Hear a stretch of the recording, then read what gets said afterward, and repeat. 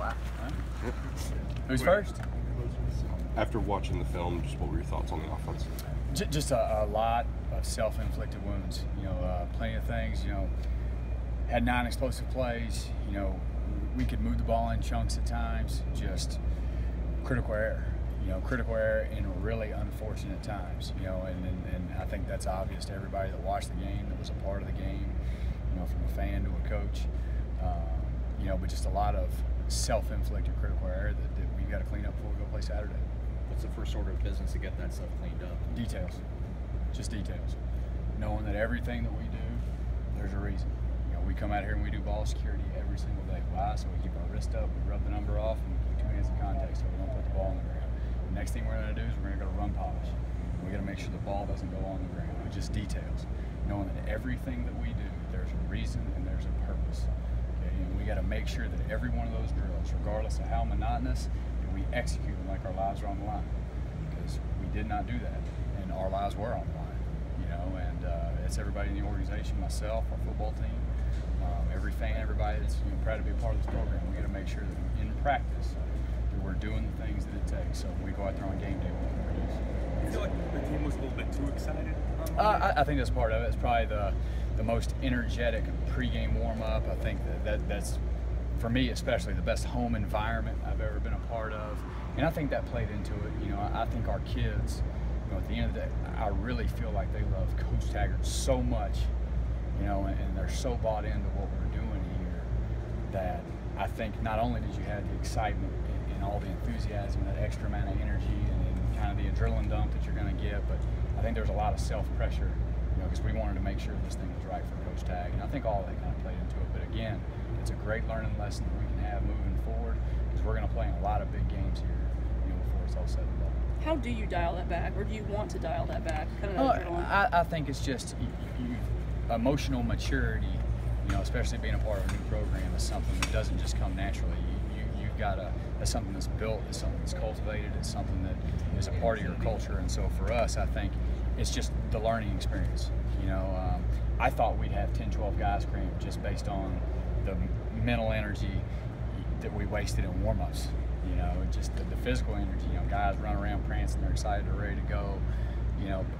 But to their credit, they hydrated, did the things that we asked them to do. But just, I feel like, again, it's a great lesson. The only way to really fail at this whole deal is to not learn anything from Monday night.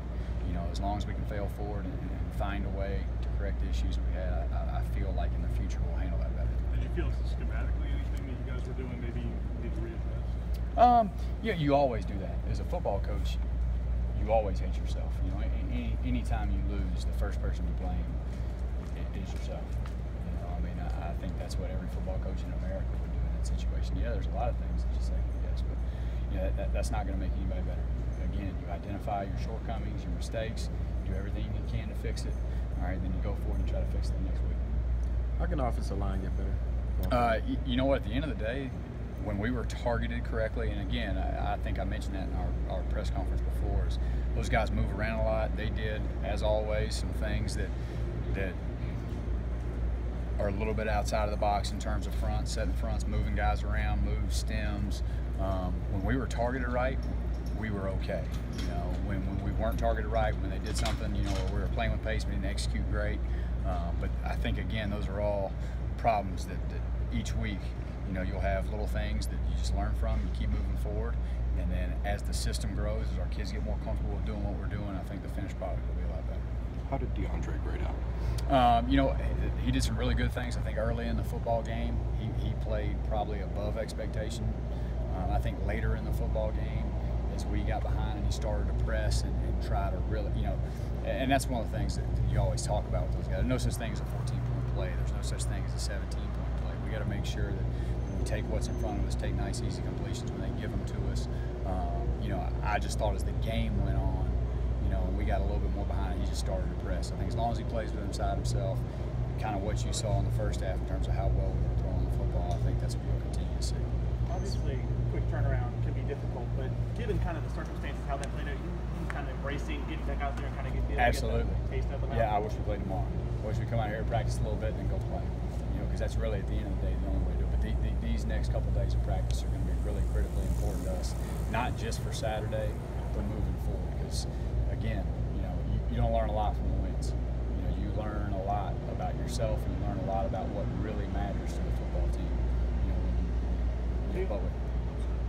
Keelan had a really explosive play and didn't really get much in the offense. Is that something that... Oh yeah, we definitely want him to be much more involved. So we, obviously, I think that's pretty obvious to everybody that he's a really good football player, and with the ball in his hands, and we got to continue to do that. Speaking of DeAndre, he had some plays like the throw you had to keep Gavin in the back of the end zone where it looks like he made the perfect throw, but it's just dropped. How do you keep guys from getting in their head about that and getting discouraged? I think you're exactly right. How do you coach the fundamental? I think one of the worst things you can do is just start talking about drops. Coach the fundamental. It's not catch the ball. It's where your eyes where they're supposed to be. Did you have a nice tight diamond on the football? Did you try to get from the hands to the tuck immediately?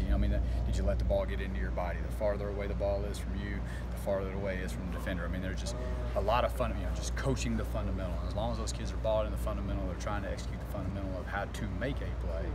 I think that's one way you can kind of. It's a lack of a fundamental, not necessarily you can't catch the football. And so I just think, again, part of the emotional maturity, and I will say this, I thought our sideline, for the most part, was really good. You didn't have a bunch of that. You didn't have a bunch of guys moping, and that's one thing that we were worried about, and we really coached, and that's one thing I thought our kids did a nice job of. How did DeAndre do with pulling it back, keeping it, taking it, making those decisions in the RPO and such? In the RPO game, he was right. I think there was really only one small issue, which probably didn't show up to the fans, on the game tape. But I thought he did a nice job in terms of the RPO stuff. We got to continue to improve just in the read zone game, just the actual, reading the defensive end. But that's something he's never done before. And that takes reps and him missing spring. He'll get better as the year goes on. Are you guys? This was the first game. You guys scrimmaged it, but how's the communication from the box to the field? I actually thought it was really smooth. I thought that part of it, every time you play a first game, no matter how many times we've been up there, and I think this is our 4th or 5th time doing it, just to make sure everything's ironed out and we smooth out as many issues as possible. You're always going to find one or two things that you feel like you can either make this better or you can help here. And especially with the new headset rule and how many guys can go in the box, it's going to be a change for everybody ongoing throughout the year. But for the most part, I thought it was really smooth. Are there things you can make better? Absolutely. That's win, lose, or draw. You can always make it better. From a play calling standpoint, are you and Coach Taggart comfortable with DeAndre using his legs as an athlete and working down the field? Yeah, absolutely. He's a great athlete. He's healthy. He's ready to roll. Now, do we want him running it 20, 30 times a game? No. Can he run and can he hurt defense? Absolutely. So I just think that as he continues to, improve, as he continues to really learn the offense, and again, guys, when I say learn, I don't mean on a chalkboard.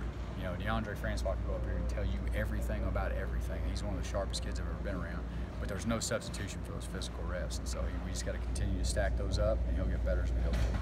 All right, thanks, guys. Thank you, guys. Thanks, Coach.